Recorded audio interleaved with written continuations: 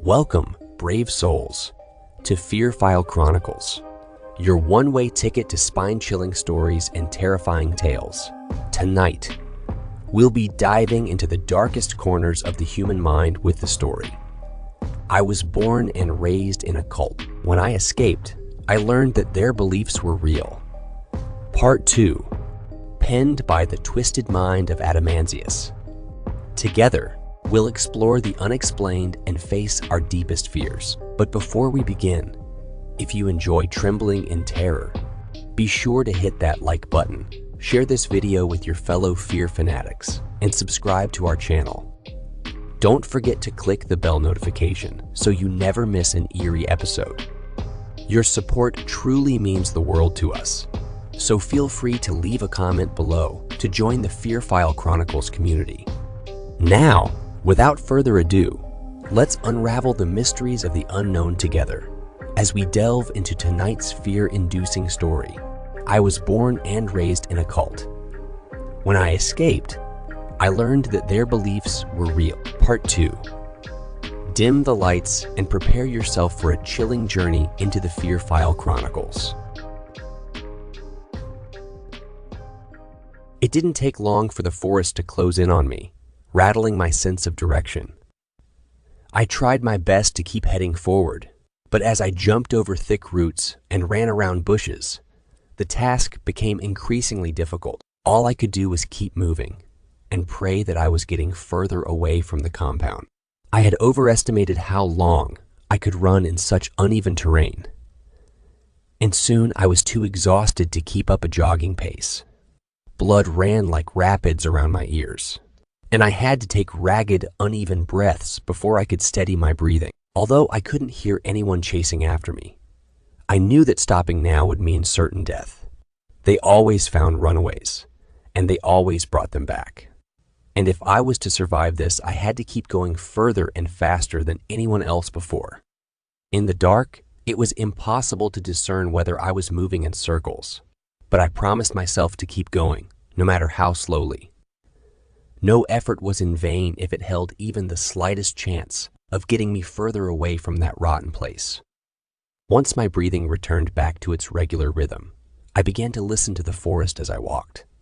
The sounds of birds and small animals were familiar, and through their calls and movements, I could discern an impressive amount of information about what was going on nearby. That's why my heart sank to my stomach when I heard birds begin to flee in the distance, spooked by something close by. As they flew above the treetops and toward safer grounds, I squinted my eyes and began to look for cover. Although I couldn't hear it yet, something was coming, and I needed to hide. Under a large tree, I could see a small crevice between its bulky roots. The earth eroded from between them. I made my way to it, and with some careful squeezing, fit myself snugly underneath. It wasn't perfect. If someone were to look directly at me, they could easily spot me between the roots. But any time spent searching was more time for someone to find me. So I laid myself as small as I could across the cold earth and hoped that the darkness would shelter me. For a while, it was quiet. A beetle scampered across my arm, but I didn't dare swat it away in case I'd be alerting anyone of my presence. My right ear was pressed to the ground, and slowly I began to hear low thumps coming through the ground. A vibration, really. And it was getting louder. I lifted up my head and shifted my attention to my surroundings. It wasn't footsteps I'd heard. That thing was coming for me, and I needed to be ready. The ground began to faintly shake as it approached, and soon I could hear it stepping on the ground, sticks and leaves succumbing under the pressure of its gargantuan body. My heart pounded fast and loud, and for whatever reason, I was afraid that it could hear it through my skin. The distinct human heart pumping blood in a steady rhythm.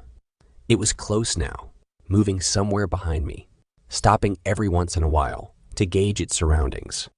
I begged it to change course, for a mouse or a deer or some other poor soul to veer its attention away from me.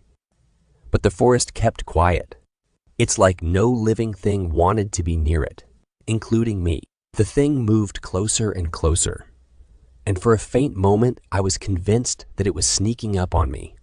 and in the blink of an eye, I would find myself wrapped in its fleshy tendrils, looking into its crimson eyes as it held me midair, ripping the limbs apart from my body, leaving nothing but an aching, defiant torso. Fear surged through me, but I had to do my best to tamp it down. Fear inhibited survival, and survival was priority number one. Its hooves scraped rocks and cracked roots in two as it brought itself closer, until I could feel its heavy, toxic, warm breath not far from me. Its movements were swift and careful for a being of its size. I could hear it take in the air, its body flexing as it looked for me with all its senses. I held my breath as much as I could and kept the breaths in between brief. The lack of oxygen started to swerve my senses. The world became blurry and my arms and legs started to tingle, but I was too scared to breathe any louder or any faster. Just a little longer, almost there. Its body scraped across the tree above me. I closed my eyes and decided that whatever happened, I wouldn't want to see it. This was it. The last call. The final push. The tree rustled again as it began to move, but now its steps became more distant. It was leaving. I hadn't been found. Once it was far enough that I could no longer distinguish its steps, I let out a sigh that nearly knocked me out, shooting stars reflecting along my vision. I laid there for a few minutes, concentrating on my breathing, regaining myself. Once my vision clarified and the world stopped spinning, I continued listening to the sounds of the forest. It was dead quiet. I pressed my ear against the ground and confirmed that the thing was no longer nearby. I took a few more minutes to gather my courage. Staying hidden was less scary, but I knew that I couldn't stay there forever. I was just about ready to continue onwards when a faint sound began to crescendo from the forest. Its familiarity quickly pointed to it being a person's footsteps. But who? I immediately thought of my father, and the problem with that was that I couldn't outrun him. He'd gut me if he found me. From the distance, a voice called, "Allison, it's Mommy here. Let me help you." It was my mother's voice. No doubt about it, but different. It stagnated on some syllables, like she was having trouble remembering how some words ended, elongating the previous syllable until she found the final piece. I stayed hidden and waited to see where she was going and tried to reason how she could still be alive. And where was Dad? Why was she alone? And was this a trap? "Allison, Mommy is here to help you," she yelled, walking some 50 yards away from me now, heading deeper into the forest. She turned silent again, and I had to strain my ears to pick up her footsteps. If she was here, the others couldn't be far off, and she was heading exactly where I needed to go. I tried to piece together a plan, but it quickly reduced into a game of only bad choices. Through the things and my mom's movements, I regained some sense of direction, and I was somewhat confident on which way the compound was. Going anywhere, except where my mom was heading, could end up with me face to face with the creature. I could stay here for a while longer, but if the whole group came to search for me, especially in daylight, I'd be found in a matter of hours, probably even sooner. The only choice was to go where Mom was. I could try talking to her. She might not want any harm to come to me. She wasn't like Dad. I stretched my legs for a moment and slowly emerged from my hiding place, craning my neck to check every direction for movement. Mom was so deep into the forest by then that I could barely make out her footsteps. So I started slowly jogging towards her, ready to sprint if need be. Soon enough, I spotted her from the back. She walked robotically, lifting her knees extra high with each step, like she was overcompensating with each motion so as not to stumble on the uneven ground. She didn't seem to notice me, even though she was definitely in earshot. For a while, I followed her, hiding behind trees and bushes as she continued onwards. But she was just there, alone, walking towards something, void of any malice. A terrible sadness gripped me, and I remembered how she used to play with me when I was just a kid. She wasn't a good parent by any stretch, but she wasn't a bad person either. She didn't want anyone harmed. She didn't deserve this. And of those few rare memories that still seemed good to me back then, she was a part of. I couldn't just leave her alone like this. "Mom," I said. She kept walking. "Mom," I repeated, louder this time. She stopped in her tracks, standing unnaturally straight. Slowly, she turned around to face me. The moonlight shone through the trees, illuminating her pale features like a statue. My gaze instantly locked onto her head, and the fresh, vivid memory of her brain stuck to my throat immediately brought forth a gag, which echoed through the woods. The skin around her split skull had begun to lazily drape across her head like a bucket hat. It was frayed and dirty, and thick clumps of coagulated blood mixed with dirt and grime drooped from it. Perhaps it was the moonlight, but her eyes looked completely blank. The pupils gone, replaced by nothing but milky whiteness. Fresh blood ran down her cheeks, dripping to her chest and sullying her dress. Mom, Mummy's here now. She said. "Hi, Mom," I said, thinking that if her mind hadn't been ruined, she would surely wish for death. "I'm going to go away. You should too. I know you don't want this." Mom has a press. And for you, darling. She didn't seem to understand what I was saying. She lifted up her right arm in an awkward arc and began to search for her head with her hand. It took her a few tries until the hand hit the back of her head, and once it did, she grabbed it with all her fingers, making sure not to lose the catch. Her fingers skittered up her head until they hit the bony crater within. Once there, she launched her index finger and thumb inside of her mind, wriggling them as her face took on a pensive note. After a good 10 seconds, her hand emerged, holding a tiny piece of her brain. She placed it on the palm of her other hand and reached it towards me. This is for you, baby. I swallowed preemptively to fight against the bile, making its way up my throat. "Mom, you need to stop that. I don't want that. Not for me, and not for you." Her face took on a clownish frown, and her palm closed up and squeezed into a tight fist. The piece of brain she held was wet and squishy enough to escape, coming out between her thumb and index finger with considerable force, sending it flying until it landed a few feet in front of her. She didn't seem to notice this, though. "Why don't you want me, Ling?" She asked through vague, childish sobs. "Mom, I love you. But this is not what I want. I need to get out. Do you want to come with me? Because we need to hurry. They're coming." Mommy is naughty enough, and that's not what how is us supposed to go, she said, her voice becoming increasingly muddled and frantic. Although she was now fully sobbing, I couldn't discern any tears coming from her eyes, like that part of her body no longer worked. She started becoming frantic. Her hands began to shake, and she looked like she was trying to think as hard as she could, the effort straining her face.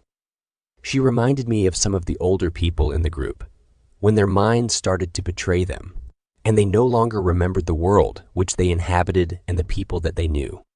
Mommy is bad, Mommy is bad, Mommy's bad. She began repeating, her inflection sharp and her volume increasingly loud. "Mom, you need to be quiet," I told her, trying to embody some form of authority in my voice. Mommy's bad, Mommy's bad, Mommy's bad? She yelled, her voice cracking and loudly echoing through the forest, filling me with anger towards her. I cursed myself for trusting anyone from that fucking cult, even my own mother. They were coming, and now they knew exactly where I was. I tried, didn't I? That's all I could do. I had to keep moving. I tried to run past her, but she suddenly jumped at me and grabbed my arm, bringing us both down on the ground. She twisted my arms and spread them wide as she sat on my legs. She wasn't a large woman by any means, but she could still easily tower over me. As much as I tried to flail myself free using the fury burning inside me, it was in vain, and I quickly stopped moving to conserve my strength, and instead tried to think of a way out. She stared at me. Her face seemed to reset, going completely blank. I again tried to wriggle out of her grasp, But that seemed to trigger her, and she gripped me even tighter. She started to grind her teeth loudly, and thick yellow spit dripped from the corner of her mouth. You do need to eat. Do as your fath, Air says, she said, her gaze now somewhere beyond. Without warning, she relaxed all of the muscles in her neck, which dropped her head down, her teeth clicking together loudly as her jaw punched her chest. Her brain was now entirely visible to me, and she began to slowly push herself forward. I twisted my neck, trying to face away from it, the effort futile. Cold, clumpy spit fell onto my neck. The pink worms of her mind grew closer and closer until she suddenly turned limp, her arms and legs giving out in an instant. My face got the brunt of it as my mouth and nose were inserted inside of her brain, which felt like a bowl of thick, cool noodles. Her serrated skull cut open my lip like a knife, and red, hot pain instantly flared up around my mouth, radiating into my jaw. Once I lifted her head away from mine, I could finally breathe. I was exhausted, and it was nearly impossible to push her limp body off of me. But somehow I did it. I spat out blood and mucus as I got up. My insides felt like nuclear waste. My wrists and legs were scratched and red, and moving around was difficult. As I got up, I looked over at Mom. Her face was dug into the earth, her dress dirty and muddy and torn. She was dead. It was my fault. I was sure of it. I made this happen, and how horrible must have those last moments have been for her. How her only child hated her so much, and she was confused and frustrated and angry, and just wanting to do the thing that they told her to do. My sorrow was interrupted by movement coming from deep in the forest. To stay here would mean certain death, which was not an unappetizing option at that moment. Looking at Mom, I realized that if it would come to that, it would be on my own terms. I would not die at the hands of the group or that dreadful being that they worshipped, like she had. I wouldn't let them. I would be the god of my own death, and so I began to move. Progress was slow, and quickly, it became obvious that I couldn't outrun them. I needed to find a hiding place, something secure enough that they couldn't immediately find me. In front of me spanned a monotone forest, flat and scarce for hiding spots, but the ground sloped downwards on my right, where the shadows were more abundant. I decided to follow the slant, and I soon found myself in a stone-walled ravine. They were close behind. I could hear them, and slowly, the ground began to shake, and I knew that the thing wasn't far behind either. I marched on, going as fast as I could. If tonight means death, it will not be of their hand. Soon, I noticed that the stone on my right held a spot darker than the rest of the wall, which was barely perceivable in the scant moonlight. A cave. When I walked up to it, from its depths wafted a dank, dense smell. I couldn't see how deep it went, or how well I could hide there, but I doubted that I'd be able to find a better spot. The opening was small enough that I had to bend down to get in, but once inside, I had more than enough room to stand up straight. I hoped that it would not become my tomb. I walked further down, keeping my hand on the wall for guidance. The cave sloped downwards for about 10 yards, until it opened up into a small clearing. I found its darkest corner and sat down on the cold, hard rock. From there, I could still see the opening of the cave, but it was unlikely that anyone looking in from the outside could spot me. I held my knees, steadied my breath, and began to wait. It wasn't long until I could hear scattered footsteps above and around me. They were close. I was scared, sure, but the exhaustion had begun to overpower my fear. If it weren't for the constant surges of adrenaline and the overextended fight or flight reaction, I'm sure I would have passed out. My body begged for release. But I had to be awake, even though, if they found me, there's not much that I could do. On my own terms, I thought, as I stared at the dim light seeping in from the opening of the cave, not on theirs. I was entranced by the light, staring at it for movement, until suddenly I realized I was shaking from the cold. I squeezed myself tighter, trying to dampen any and all sound that might come out of me. Everything echoed in the cave, and that meant that I needed to be extra careful. They were all around me now, yet I didn't hear any voices. I heard them walking around the forest, searching, yet none of them said a word, and I could no longer hear the thing's pounding steps either. Something was off. Someone suddenly jumped into the ravine. I could hear him, moving between the stone walls, inching closer to me. I held my breath as he walked past the cave's opening. It was one of the other kids. Jacob, I think. We'd hung out a few times, which was about the amount of times I'd hung out with anyone else in the group since we'd all grown up together. But he didn't look like him. His eyes were gleaming red, and he moved sporadically, like a puppet. I'm sure if it was really Jacob, he would have noticed the hole in the wall. That's the type of stuff kids see. You know, cool sticks, puddles, hiding places, and holes. But he moved right past it, not giving it a second look. This bothered me, but I was grateful that I hadn't been found. At least, not yet. The search party began to dissipate, moving further into the forest. I was safe for now, but I was still stuck. I needed to find a way out, but it would have been suicide to try and walk among 100 children, and that creature still in the forest. I had to wait for dawn. Once I'd decided to stay in the cave, my body released all that aching tension, and I immediately grew tired and sore, yet comfortably numb. I passed out in what felt like an instant. Well, my friends, we've reached the end of tonight's chilling tale. I was born and raised in a cult. When I escaped, I learned that their beliefs were real. Part 2, by the talented Adamansius. I hope you've enjoyed our descent into darkness, and that you'll carry a piece of the Fear File Chronicles with you as you drift into uneasy dreams. If our story left you shivering and shaking, don't forget to like this video, share it with others who crave a good scare, and subscribe to the Fear File Chronicles for more haunting horrors. Remember to hit the bell notification so you're always among the first to know when a new nightmare awaits. As always, we appreciate your support and would love to hear your thoughts in the comments below. Sharing your fears and frights with us truly means a lot, so don't be shy to engage with our sinister community. Until next time, remember to embrace the darkness, for it is within the shadows that our most terrifying stories are born. Good night, and stay scared.